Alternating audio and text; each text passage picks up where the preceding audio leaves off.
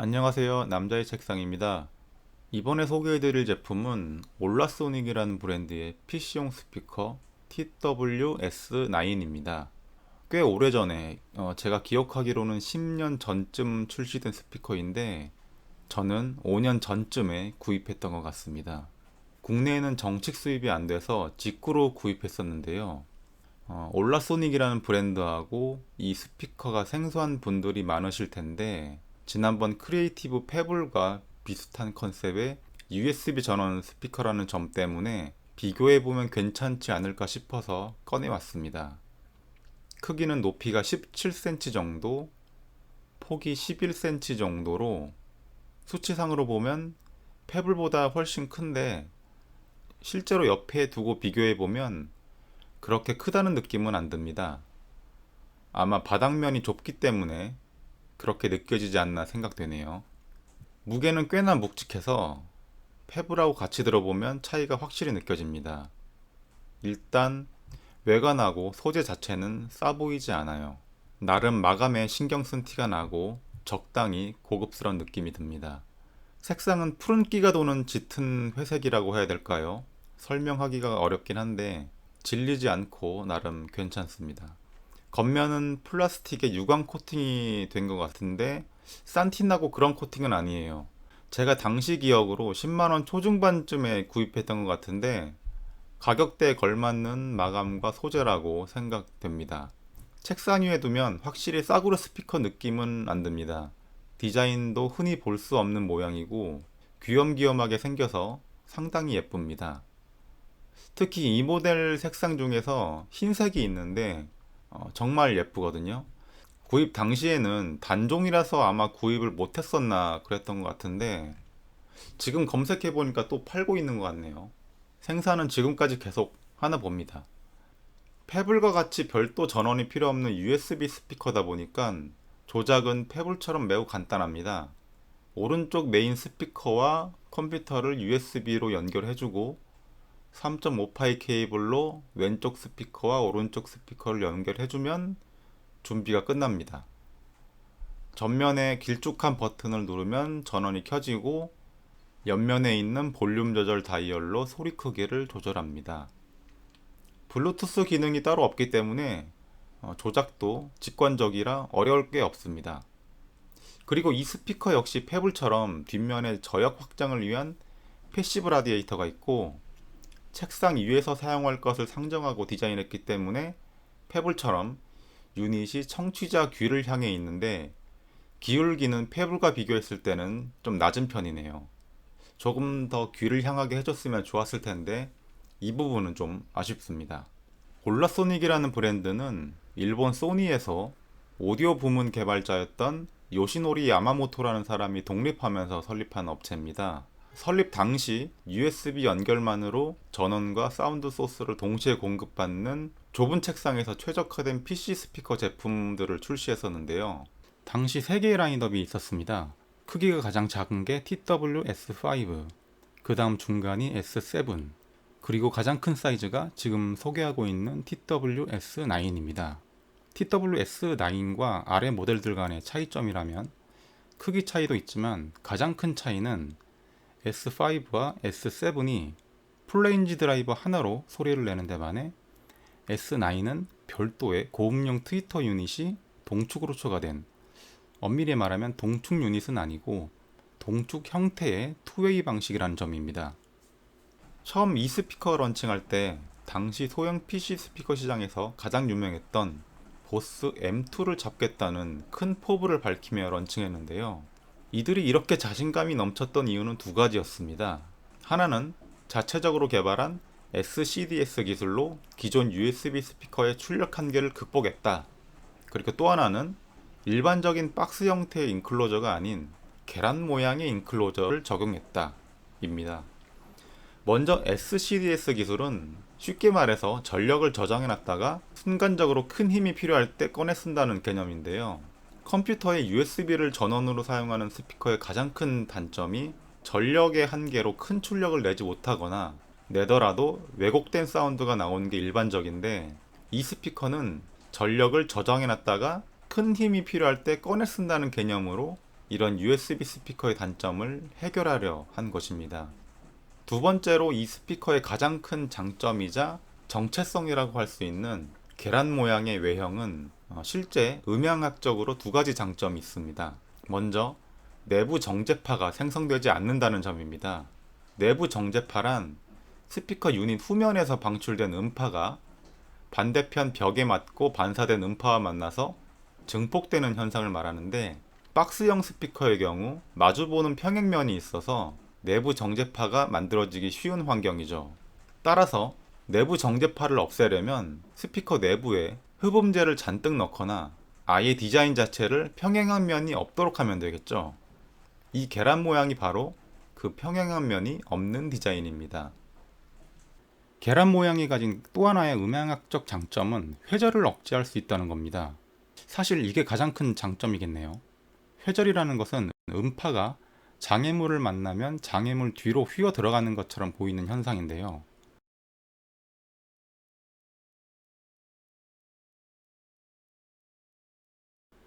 이게 스피커에서 문제가 되는 게, 박스형 스피커를 예로 들어보면 유닛에서 발생한 음파가 스피커 모서리에 닿으면 모서리에서 음파를 다시 방출하게 됩니다. 결과적으로 드라이버 유닛과 모서리 사이의 거리만큼 지연된 소리를 방출하는 가상의 유닛이 모서리에 추가된 것처럼 돼버립니다. 이러면 회절된 주파수에서 증폭이나 소멸 같은 왜곡이 발생할 수밖에 없겠죠. 그래서 스피커 제조사들은 이 회절을 없애기 위해서 다양한 노력을 하는데요. 가장 대표적인 방법이 모서리에 각을 쳐내서 둥글게 다듬는 방법이죠. 계란 모양이 음향학적으로 좋은 이유가 이겁니다.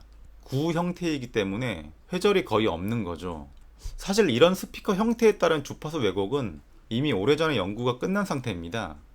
1951년 AES에서 측정한 실험 결과를 보면 구 형태의 주파수 특성이 플랫한 데 비해 박스 형태의 주파수 특성은 출렁임이 심한 걸 볼 수 있죠.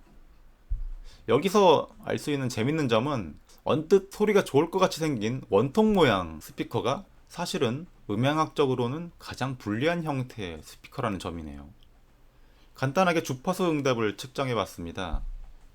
지난 페블 때와 마찬가지로 스피커 정축 방향 1m 거리에서 한번, 50cm 거리에서 한번, 그리고 배치에 신경 쓰지 않고 책상 위에서 일상적으로 자연스럽게 정치할 때, 그러니까 유닛 방향이 귀에서 벗어날 때를 가정해 측정 마이크를 유닛 방향에서 30도 정도 기울여서 1m 거리에서 한번, 50cm 거리에서 한번, 이렇게 총 4번을 측정했습니다.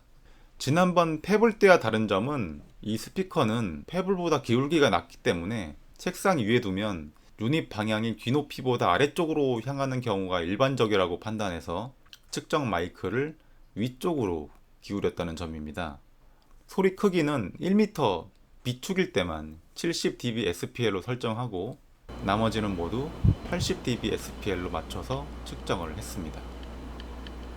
측정 값인데요. 보시는 그래프는 48분의 1 스무딩을 적용시킨 그래프입니다.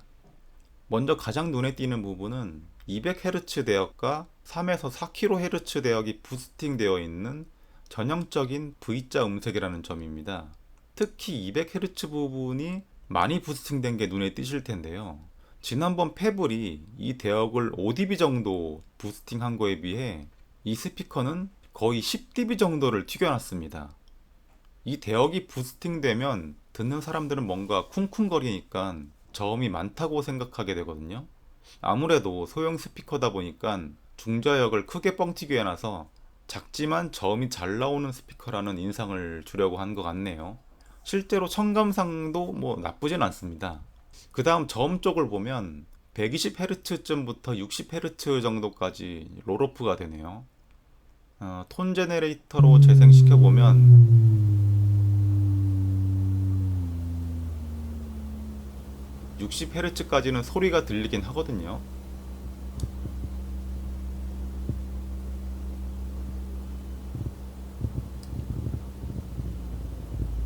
근데 50Hz 대역까지 내려가면은 이제 패시브 라디에이터가 벌벌 떱니다.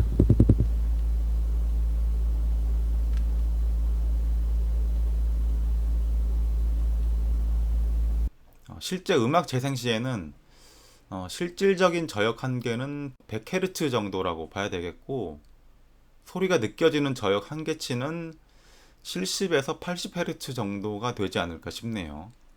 어쨌든 확실히 페블보다는 저역 재생폭이 넓습니다.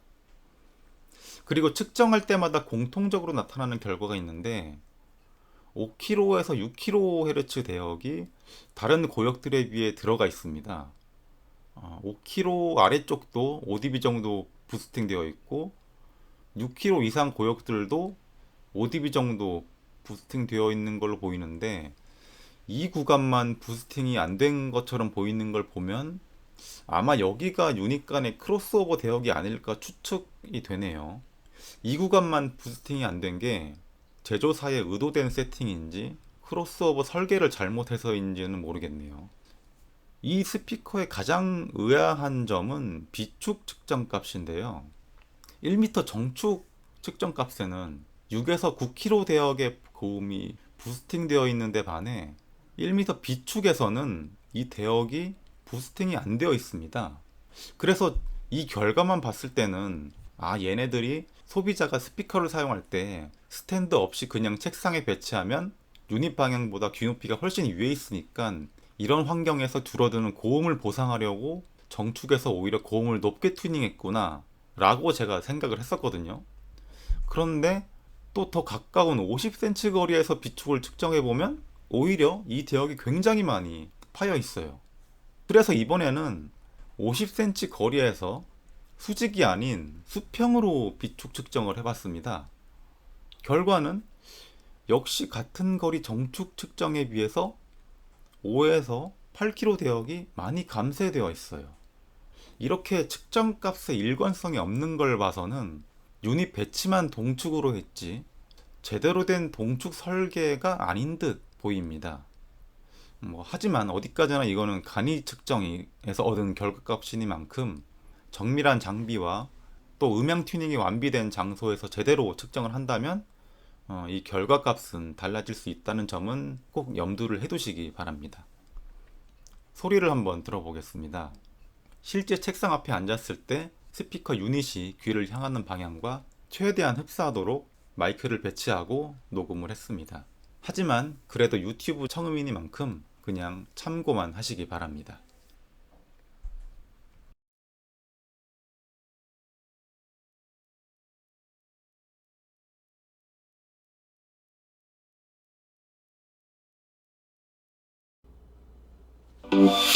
시간이 나서 놀러 왔지 음악이 흐르는 곳에 시간이 나서 놀러 왔지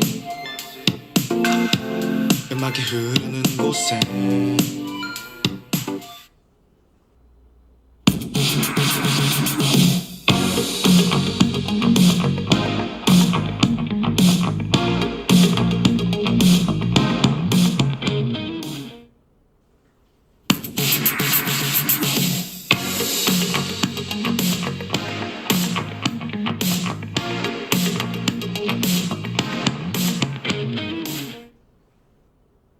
우리 같이 있으면 청춘 영화야 12시 반 오늘은 떠날 시간이야 또 어디다 우리 같이 있으면 청춘 영화야 12시 반 오늘은 떠날 시간이야 또 어디다 신청한 그들 살아야 하리 시가 될 그 노래들은 신청한 그들 살아야 하리 시가 될 그 노래들은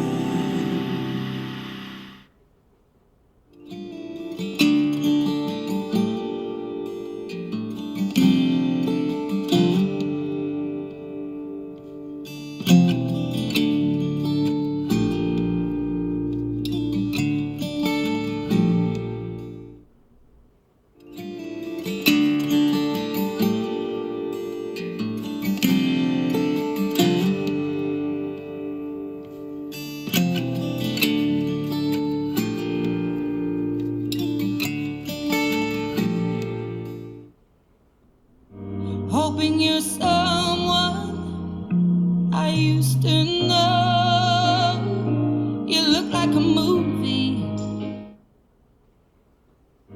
hoping you're someone I used to know. You look like a movie. I know it ain't easy giving up your heart. I know it ain't easy giving up your heart.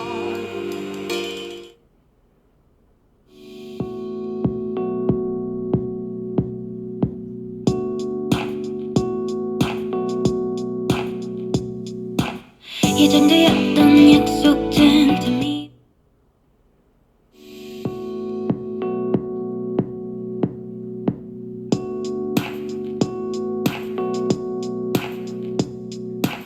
예정되었던 약속된 틈이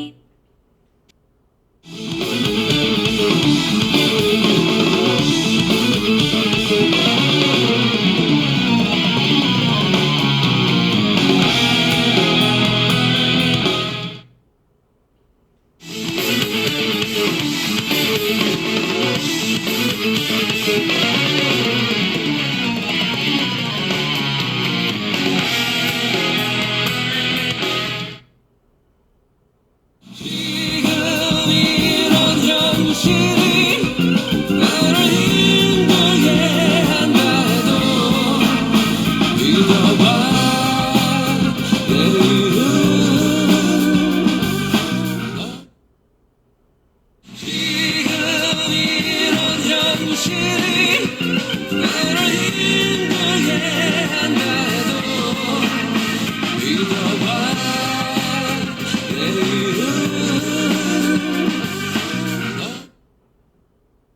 to have you on my arm, and I can't help but wonder to have you on my arm, and I can't help but wonder.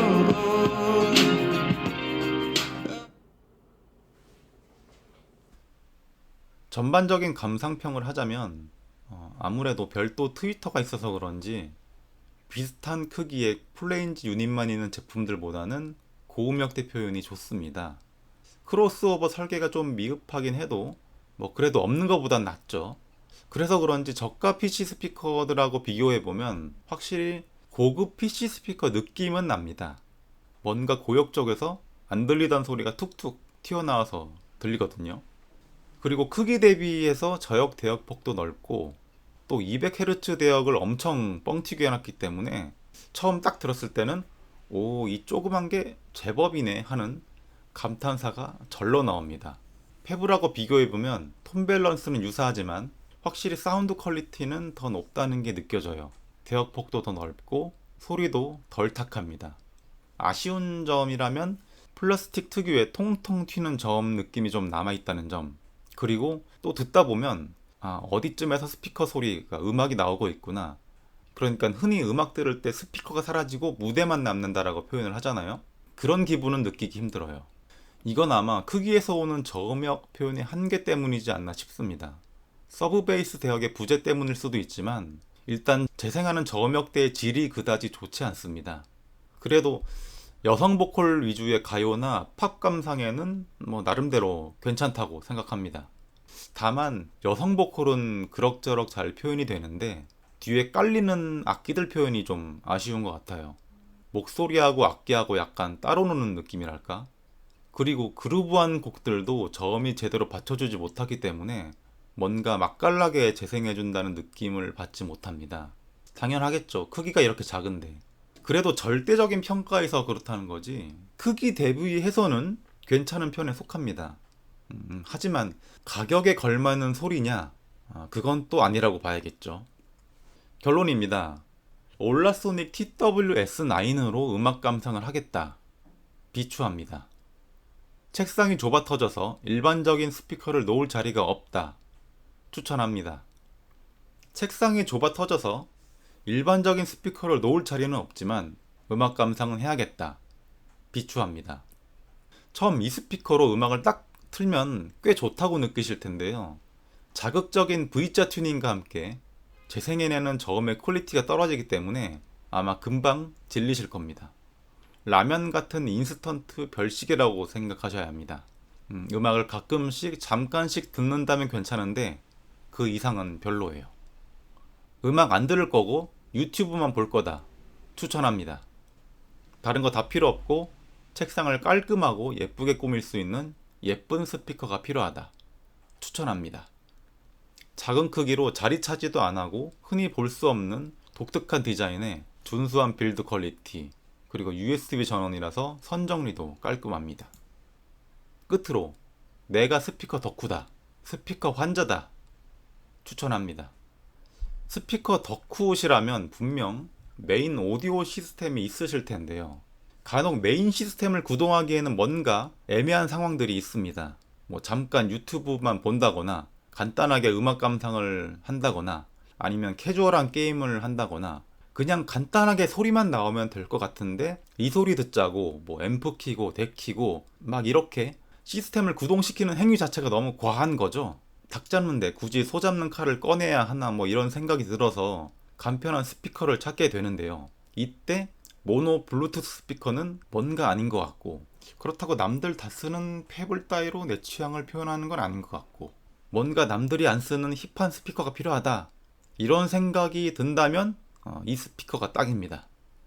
음향학적으로 연구가 들어간 인클로저 디자인, 동축배열 유닛 같은 이런 덕질 요소가 덕후들의 재밌는 장난감이 되어줄 겁니다. 오늘은 여기까지 하겠습니다. 감사합니다. 업체 홈페이지에 가보니까 이 모델의 블루투스 버전도 출시가 된 것 같네요. 필요하신 분은 직구를 통해 구입하시면 되겠습니다.